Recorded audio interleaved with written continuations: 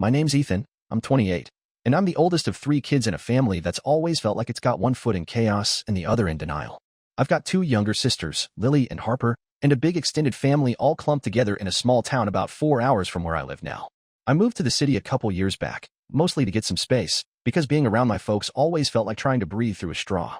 They're not awful people, but there's this thing where I'm always the odd man out, like I'm the guy who didn't read the script. I've been the black sheep since I was a kid, and I never figured out why. I'm the oldest, but somehow never the one they lean on or look up to. Anyway, this story starts last Thanksgiving, when I made the mistake of thinking maybe this time would be different. My mom, Diane, started calling me back in August, laying it on thick about how this was going to be a big family reunion, the first time everyone would be together in years. She went on about how my grandpa wasn't getting any younger and how I'd regret it if I didn't show up. I work as a mechanic, and taking a day off isn't exactly easy, but I caved, mostly because I didn't want to hear her bring it up for the next decade. So, I drove 4 hours back to my hometown, showed up at the house, and walked into the usual circus. My dad, Greg, was already parked in front of the TV, yelling at a football game. My Uncle Ray was in the kitchen, acting like he's Gordon Ramsay, barking orders about the gravy. Lily was sprawled on the couch, scrolling through her phone, and Harper was helping Mom set the table, though it looked more like she was just dodging work. It was loud, messy, and exactly what I expected. I tried to blend in, but right away I noticed something off. Mom kept buzzing around, asking if Harper needed a drink or if my cousin Tessa wanted a sweater, but when she walked by me, it was like I was invisible. She brushed past me twice, once knocking my elbow, and didn't even look up. I'm not the type to make a fuss, but it stung. I figured she was just stressed, so I let it slide. Dinner rolled around, and we all crammed around the dining table.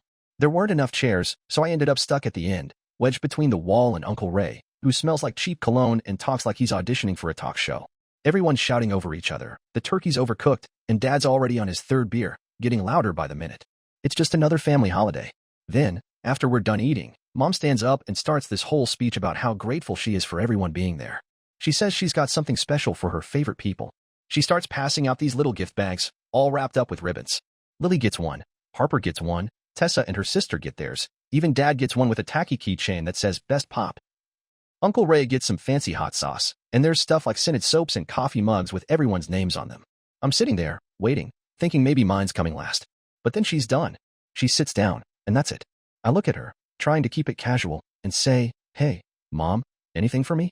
She sighs, rolls her eyes, and goes, "Ethan, you should just be happy we saved you a seat." Uncle Ray laughs and says, "Yeah, kid, be glad we didn't forget your address." The whole table cracks up. Lily's grinning, Harper's staring at her plate, Dad's chuckling like it's the best joke he's heard all year. Nobody looks bothered. Nobody says anything. I just nod and say, "All right, good to know." I sit there for a few more minutes, watching them fawn over their gifts, feeling like I'm outside my own body. Finally, I stand up, say I'm not feeling great, and head for the hallway. Mom follows me, and before I can grab my coat, she's on me. "What's your deal, Ethan? Why do you always have to make it about you?" I turn and say, "You left me out, Mom. How's that not about me?" She snaps back, "You're too sensitive. You should be thankful we even invited you." She flicks my arm, not hard, but enough to make me step back. I grab my keys, walk out, and nobody says a word. I get in my truck, sit there for a minute, and check my phone. Nothing. I pull up Instagram, and there's Lily, already posting pictures of her and Harper with their gift bags, smiling like nothing happened. I start the 4-hour drive back, barely remembering the road. When I get home, I microwave some leftovers, sit in the dark, and just think, what did I do to deserve this? I'm not perfect, but I've never asked them for anything. I put myself through trade school, I pay my bills, I keep my head down. But somehow, the more I try to stand on my own, the more they push me away. The next day, I call my buddy Mike and tell him everything. He listens, then says, "Man, that ain't right. That's not how family's supposed to work." It hits me hard, because I've always just accepted it, like it's normal to be the guy they laugh at. But Mike's words stick with me. I decide right then, I'm done playing their game. No more showing up to be the punchline. No more pretending we're one big happy family. I don't know what's next, but I know I'm not going back to that table. Not until they figure out how to treat me like I matter. After that Thanksgiving disaster, I figured I'd just lay low and let the dust settle. But the more I thought about it, the more it burned me up. It wasn't just the gift thing or the way they laughed, it was years of this, always being the guy they could shove to the side and not think twice about. I'm Ethan, 28, the oldest of 3, and I've been carrying this family's baggage longer than I care to admit. My sisters, Lily and Harper, my parents, Diane and Greg, my Uncle Ray, they've all got this way of acting like I'm just there to fill a spot, not to actually matter. I moved 4 hours away to the city 2 years ago to get some breathing room, but it's like they think I'm still on call for whatever they need. I decided after that dinner I was done being their doormat. For a couple weeks, I ignored the family group chat. My phone buzzed with the usual nonsense, memes, holiday plans, Lily posting about her new haircut, but I didn't respond. Mom called a few times, left voicemails about Christmas, asking if I was coming. I didn't answer. I wasn't ready to walk back into another round of, "Oh, look, Ethan's here, let's take shots at him." I noticed they kept tagging me in old family photos on Facebook, like they were trying to sell the idea we're all one big happy unit. Not once did anyone ask if I was okay. It was all for show. Then I got a text from Dad about the family phone plan. We're all on it, and I've been covering their share for years because they claimed they couldn't figure out the online payment system. It's not a fortune, but it adds up, and I'm the only one who pays on time. I stared at that text, and something clicked. Why am I still footing the bill for people who treat me like an afterthought? I texted Dad back. You need to set up your own payment this month. I'm done covering it. He called me right away, didn't even say hello, just launched into, "What's your problem, Ethan? You're acting like a spoiled kid. Your mom's got enough on her plate." I kept my voice steady and said, "I'm not responsible for your stuff anymore. Figure it out." He huffed, said, "Fine, act like that," and hung up. That was just the start. I went through my accounts and started cutting ties. The family Netflix account? I removed my card. Hulu, Spotify, all the shared subscriptions gone. I remembered Mom's car insurance was linked to my bank account because she said the app was too confusing. I canceled that too. I knew she'd get a notification, but I didn't care. I dug deeper and realized I'd been paying for all kinds of things over the years, grocery runs for Grandpa, random hardware store trips for Dad, even a subscription for Lily's yoga app. They always acted like I had it easy, like being single with a steady job meant I owed them. I added it all up, and it was thousands of dollars I'd never even thought about. I stopped everything, didn't say a word, just let the payments bounce. The calls started coming fast. Mom texted, all polite at first, "Ethan, did you change the insurance? Can you fix it?" I replied, "You'll have to handle it. I'm out." She called, voice sharp, saying I was selfish, that I was making her life harder. I said, "I'm just giving you the same energy you gave me." She hung up. Lily texted, saying Mom was freaking out about the bills and couldn't I just chill? I said, "Not my problem anymore." Harper called, but I didn't pick up. Then Uncle Ray got involved, which was a surprise because he only calls when he needs a favor, like borrowing my truck. He said, "You're stressing your mom out, Ethan. This isn't how family works." I laughed and said, "Funny, I didn't feel like family when you were all laughing at me." Stupidly, I hung up. The group chat blew up. Dad said he couldn't cover the phone bill. I didn't respond. Mom said she was going to call my bank and accuse me of fraud. I blocked her number. Lily posted some cryptic Facebook status about people who ruin the holidays. I messaged her privately, "If you've got a problem, say it to my face. I'm not paying Mom's bills, and I'm not coming to Christmas." She didn't reply. Harper texted, apologizing for Thanksgiving, saying she didn't mean to laugh, that Mom was just stressed. I said, "You laughed, Harper. You were part of it. When do I get to be family for real?" She didn't answer. I muted the chat. A week later, I overheard from a buddy in town that Dad was griping at the local diner, saying I think I'm too good for them now. Ray told his poker buddies I was throwing a tantrum over a joke. Whatever. At least they're not pretending to care anymore. I'm done being their bank and their punching bag.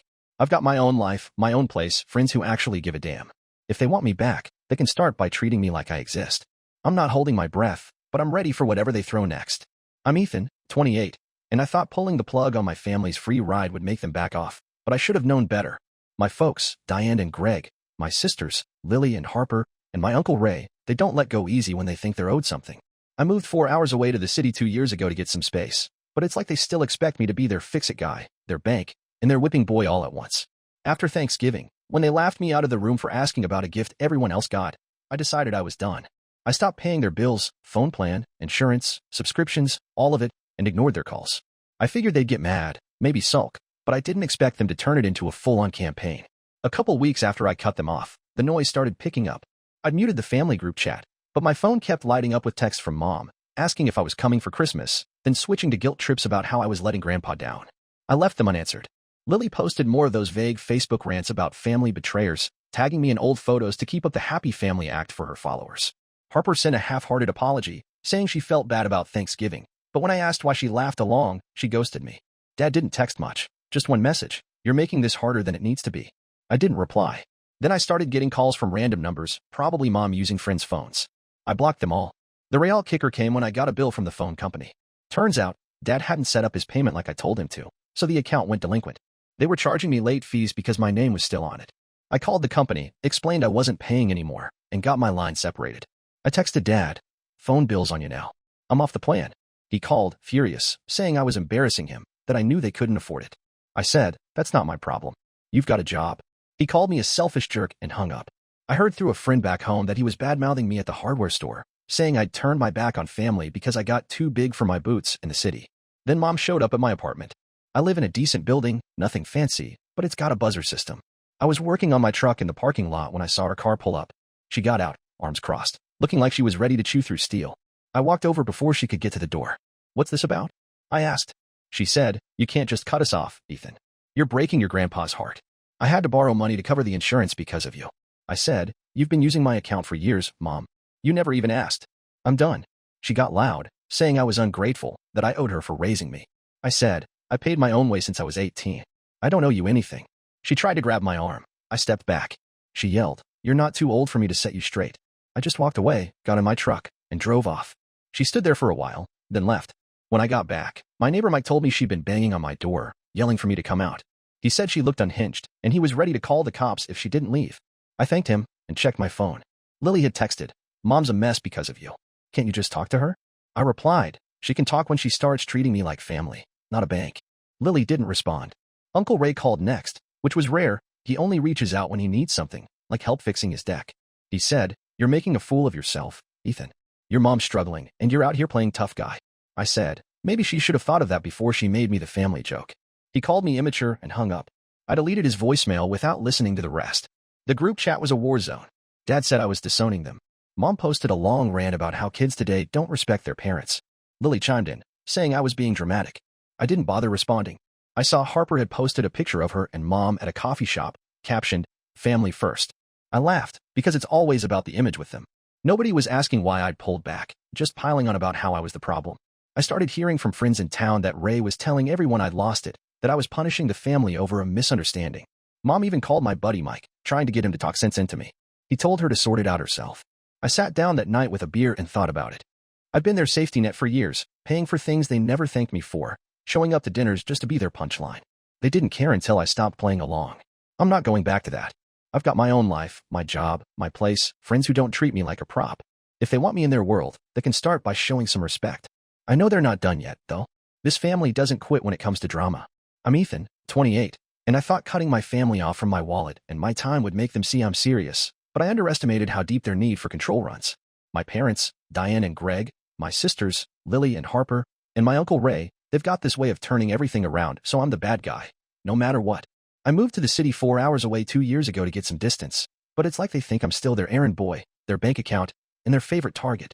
After Thanksgiving, when they laughed me off for asking about a gift everyone else got, I hit my limit. I stopped paying their bills, phone plan, insurance, subscriptions, everything, and went silent. They've been ramping up the pressure ever since, but I'm holding my ground. It's been about a month since Mom showed up at my apartment, yelling about how I'm ruining the family. I figured they'd cool off, maybe lick their wounds and move on. Instead, they doubled down. My phone started buzzing with texts from Lily, asking if I was coming to Harper's birthday party, saying Grandpa really wanted to see me. I didn't reply. I wasn't about to walk into another setup where I'm the odd man out. Dad tried calling, which was weird. He's not big on phones. When I didn't pick up, he left a voicemail, voice all gruff, saying, "Ethan, you're making us look like fools. You can't just ditch your family like this." I deleted it. I haven't asked them for a thing since I was a teenager, so his ditching line didn't land.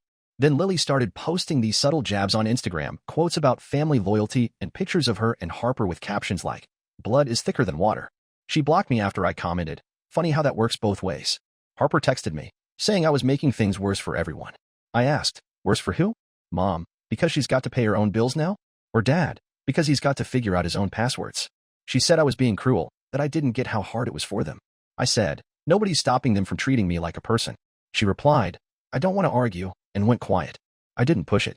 Things got weirder when I checked my bank account. I've been paying for all kinds of family stuff for years, Mom's insurance, Dad's hardware store runs, even Lily's dog's vet bills. I'd canceled everything, but I found a new charge from a grocery delivery service for Grandpa. Apparently, Mom had linked it to my card again without asking. I called the service, got it removed, and texted Mom, "Stop using my account. You're on your own." She called, screaming that I was heartless, that Grandpa needed those deliveries. I said, "Then pay for them. I'm not your ATM." She hung up, and an hour later, I got a Venmo request from Dad for the phone bill. I declined it. The family group chat was a mess. Mom posted about how some people don't care about family. Lily chimed in, saying I was acting like a stranger. Dad sent a message directly to me. "You're killing your mother with this nonsense." I didn't respond. I started hearing from buddies back home that Dad was telling everyone at the bar I'd gone off the deep end, that I was punishing them over a silly misunderstanding at Thanksgiving. Uncle Ray was worse. He told his fishing club I was a spoiled brat who couldn't handle a joke. I laughed it off, but it stung. They weren't even pretending to care about me, just mad I wasn't playing along. Then Mom and Dad showed up at my apartment again. I was in my living room, watching a game, when my neighbor Mike texted, "Your parents are at the front door. Want me to do anything?" I looked out the window and saw their car parked crooked in the lot. I went downstairs, not because I wanted to talk, but because I didn't want them causing a scene. Mom was pacing, Dad was leaning against the wall, looking pissed. I said, "What's this about?" Mom started in. "You're tearing this family apart, Ethan. Grandpa's sick, and you're out here playing games." I said, "I'm not playing. I'm done paying for you and taking your crap." Dad stepped forward, voice low, and said, "You think you're a big man now, huh? You owe us for everything we did for you." I said, "I've been paying you back for years. You don't get to treat me like garbage and expect me to keep the lights on." Mom tried to push past me to get inside. I blocked her with my arm. She swatted at me, not hard, but enough to make me step back. I said, "Don't do that." She yelled, "You're not too big for me to handle." Dad told her to calm down, but he was glaring at me like I was the problem. I said, "You drove 4 hours to tell me I'm a disappointment? Save your gas. I'm not your bank or your punching bag anymore." Mom started crying, saying I was breaking her heart. I said, "You broke mine first." They stood there, fuming, then got in their car and peeled out. Mike came out and said, "Man, your family's intense." I just nodded. That night, I saw Lily had posted a picture of her and Mom, captioned, "We'll get through this together." Harper texted, saying Mom was a wreck and I should call her. I didn't. I'm done chasing them. They want me back. They can start by treating me like I matter, not just when they need a check or a laugh. I know they're not done yet, though. This is just the start of their next move. I'm Ethan, 28, and I've been trying to carve out my own space after years of being my family's go-to guy for money and mockery. My parents, Diane and Greg, my sisters, Lily and Harper, and my Uncle Ray have a knack for making me feel like I'm just a prop in their lives.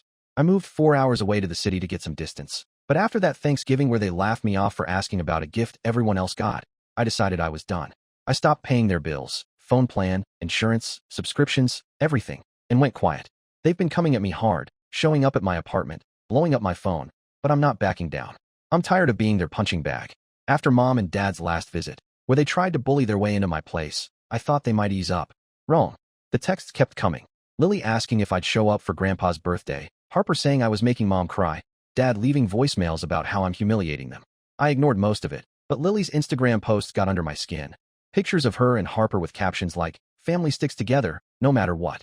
It was all for show, and I was done with the act. I started hearing from friends back home that Dad was telling everyone I'd gone rogue, that I was punishing them over a dumb joke. Uncle Ray was spinning tales at the local diner, saying I was too soft to handle family life. I let it slide, but it was building up. Then I decided to make it real clear where I stood. I spent a night going through my bank statements, Venmo history, and old texts, pulling up every time I'd paid for something for them over the past 5 years. It was a lot. Mom's car insurance, Dad's tool rentals, Lily's gym membership, Harper's car repairs, even grocery deliveries for Grandpa. I added it all up, nearly 10 grand. I wasn't trying to be petty, but I wanted them to see I wasn't just talking. I dropped a screenshot of the total in the family group chat, along with a message. "Here's what I've been carrying for you. If you want to talk, pay me back and treat me like family, not a joke." Mom texted back instantly, "How dare you?" Dad called, but I didn't answer. His voicemail was just him yelling, "You're out of line, Ethan." Lily sent a long text about how I was being unfair, that I knew they didn't have that kind of money. Harper didn't say anything, which was typical. She's always stayed on the sidelines. The fallout was quick. Mom posted a vague Facebook status about ungrateful kids, and Lily commented, "Some people need to grow up." I saw Dad had Venmo'd me $20 with a note. "Here's a start. Happy now?" I sent it back. Uncle Ray called, saying I was embarrassing the family, that I needed to stop acting like I was owed something. I said, "I'm not owed anything, but I'm done paying for people who laugh at me." He called me a coward and hung up.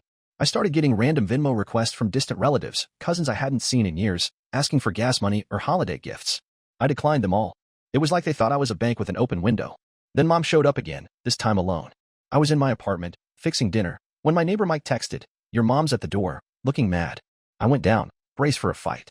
She was standing there, arms crossed, eyes red like she'd been crying. I said, "What now?" She said, "You can't keep doing this, Ethan. You're tearing us apart with your stupid list." I said, "That list is every time I helped you, and you still treated me like I didn't matter. I'm done." She tried to push past me. I blocked her. She grabbed my arm, and I pulled away. "Don't," I said. She started yelling, "You're not my son anymore." I said, "Maybe I never was." She stormed off, got in her car, and sped away. Mike came out and said, "You all right, man?" I nodded, but I wasn't sure. That night, I saw Lily had posted a picture of her and Mom, captioned, "We'll get through this." Harper texted, saying I'd gone too far, that Mom was a mess. I said, "She can be a mess. I'm not fixing it anymore." I muted the chat again. I knew they weren't done, but I felt lighter, like I'd finally said what I'd been holding in for years. I'm not going back to being their fallback guy. They want me in their lives. They've got to show me I'm more than a wallet or a punchline. I'm ready for whatever they try next. I'm Ethan, 28, and I've been trying to break free from my family's grip after years of being their bank and their punching bag. My parents, Diane and Greg, my sisters, Lily and Harper, and my Uncle Ray have a way of making me feel like I'm just there to serve a purpose, not to belong. I moved to the city 4 hours away to get some space, but after that Thanksgiving where they laughed me off for asking about a gift, I hit my breaking point. I stopped paying their bills, phone plan, insurance, everything, and sent them a list of what I'd covered over the years, nearly 10 grand. I told them to pay me back or treat me like family if they wanted to talk. They didn't take it well, and now it's like they're waging war to pull me back in. The weeks after I sent that list were chaos. Mom kept texting, alternating between guilt trips about Grandpa's health and rants about how I was selfish.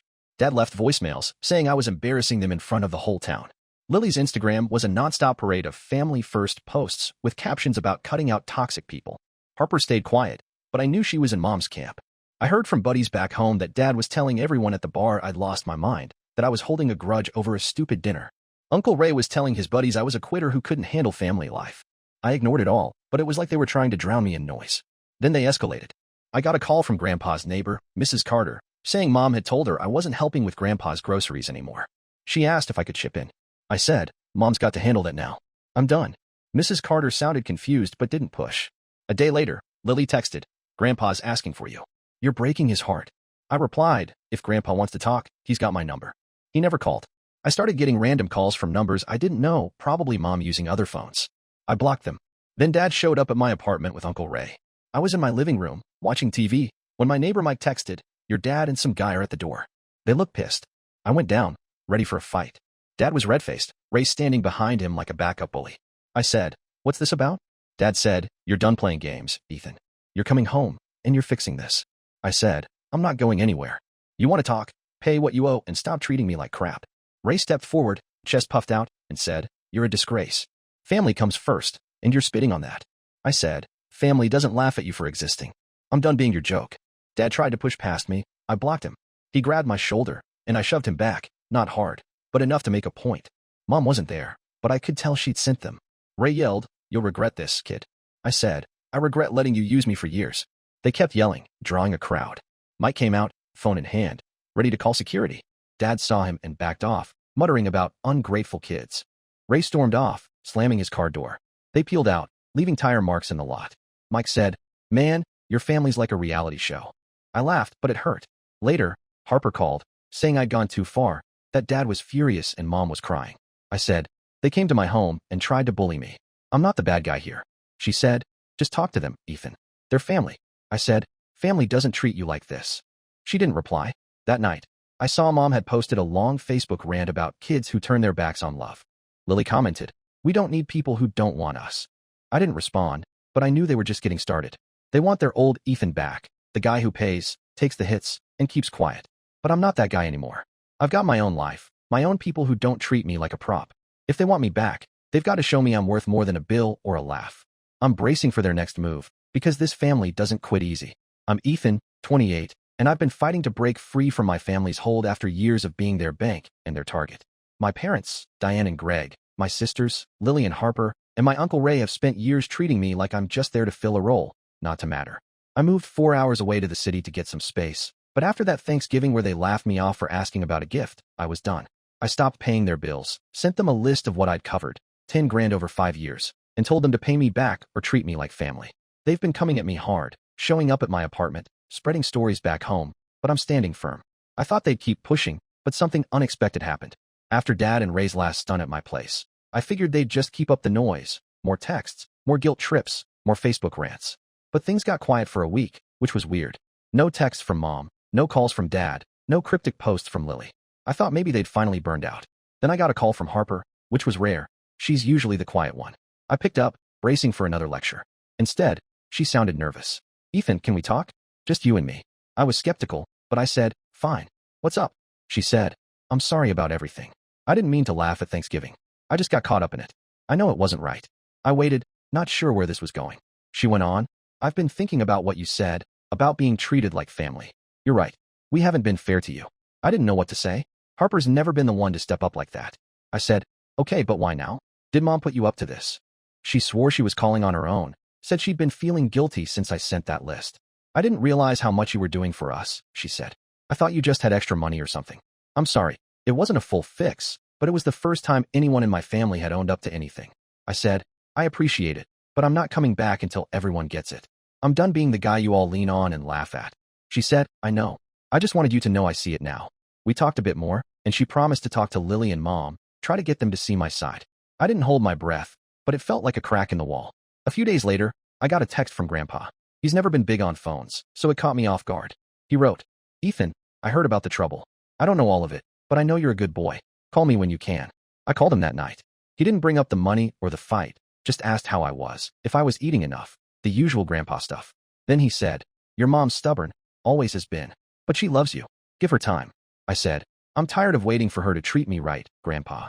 He sighed and said, I know. Just don't shut the door all the way. It wasn't a solution, but it was the first time I felt like someone in the family wasn't just trying to pull me back in line. Meanwhile, Mom and Dad were still at it. I saw Mom had posted another Facebook status about family trials, and Lily commented, we'll come out stronger. Dad called, left a voicemail saying I needed to stop this nonsense and come home for Christmas. I deleted it. Uncle Ray was telling everyone back home I was having a breakdown, which was rich coming from a guy who can't keep a job. But Harper's call and Grandpa's text stuck with me. I started thinking maybe not everyone was a lost cause. I wasn't ready to forgive and forget, but I decided to leave the door open a crack, just for Harper and Grandpa. The rest of them? They'd have to do a lot more than yell and cry to get me back. That night, I sat down with my buddy Mike and told him about Harper and Grandpa. He said, sounds like you're finally getting through to someone. Keep doing you, man. I nodded. I'm not going back to being their doormat, but I'm starting to see a way forward, maybe with part of the family, if they can meet me halfway. I know Mom and Dad aren't done yet, and Lily's still in their corner, but I'm not scared anymore. I've got my own life, and I'm building it on my terms. I'm Ethan, 28, and I've spent the last few months fighting to redefine my place in a family that's treated me like a bank and a punchline for years. My parents, Diane and Greg, my sisters, Lily and Harper, and my Uncle Ray have a way of making me feel like I'm just there to keep things running, not to belong. I moved 4 hours away to the city to get some space, but after that Thanksgiving where they laughed me off for asking about a gift, I snapped. I stopped paying their bills, sent them a list of what I'd covered, 10 grand over 5 years, and told them to pay me back or treat me like family. They fought back hard, but something shifted, and I'm starting to see a way forward, even if it's not what I expected. After Harper's apology and Grandpa's call, I thought maybe things could change, at least with them. I was wrong about the whole family coming around, though. Mom and Dad kept up their campaign. Mom showed up at my apartment one last time, alone, a few weeks before Christmas.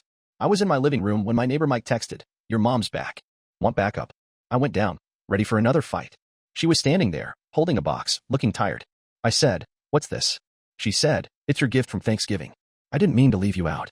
I opened it, some cheap coffee mug with my name on it, same as everyone else's. I looked at her and said, this doesn't fix anything. You laughed at me, Mom. You all did. She started crying, said, I'm sorry, Ethan. I didn't know it hurt you that bad. I said, you didn't know because you never asked. I'm not coming back until you all treat me like I matter, not just when you need something. She tried to hug me. I stepped back. She said, we're family. You can't just walk away. I said, I'm not walking away. I'm waiting for you to show up for real. She left the mug on the ground and drove off. I took it inside, but I didn't use it. It's still in a drawer somewhere. Dad called a few days later, saying I needed to come home for Christmas, that Mom was trying. I said, trying isn't enough. I need respect, not a mug. He hung up. Lily kept posting her family forever nonsense online, and Uncle Ray was still telling everyone I was a lost cause. I didn't care anymore. But Harper kept in touch. She started calling every couple of weeks, just to check in, not to push me back to the family. She told me she talked to Mom and Lily, tried to get them to see how they treated me. She said Lily wasn't ready to listen, but Mom was starting to get it, even if she wasn't ready to admit it. Harper and I met up for coffee one weekend when she was in the city. She said, I'm sorry I didn't stand up for you sooner. I was just following Mom's lead. I said, I get it, but I'm not going back to how things were. She nodded, said she'd keep working on Mom and hoped we could stay close. I said, I'd like that, but it's gotta be real. We've been texting since, building something new, just the two of us. Grandpa called again before Christmas, asked if I'd come see him, just him. I drove out a few days later, met him at his place. He didn't bring up the family drama, just talked about his old fishing trips and asked about my job. Before I left, he said, you're doing right, standing up for yourself. Don't let them pull you down. I hugged him, and it felt like the first real family moment I'd had in years. I didn't go to the big Christmas dinner, didn't answer Mom's text about it. I spent the day with Mike and some friends, feeling lighter than I had in a long time. Mom and Dad haven't apologized, not really. Lily's still in their corner, and Ray's just noise. I heard from a buddy that Dad's been paying the phone bill himself, and Mom figured out the insurance app. They're surviving without me, which is what I wanted. I'm not holding out for some big family reunion. I've got Harper and Grandpa, and that's enough for now. I'm building my life in the city, my job's good, I'm saving for a new truck, and I've got friends who don't treat me like a prop. If the rest of the family wants back in, they know what it takes. Respect, not just words or mugs. I'm not waiting around though. I've got my own road ahead, and for the first time, it feels like mine.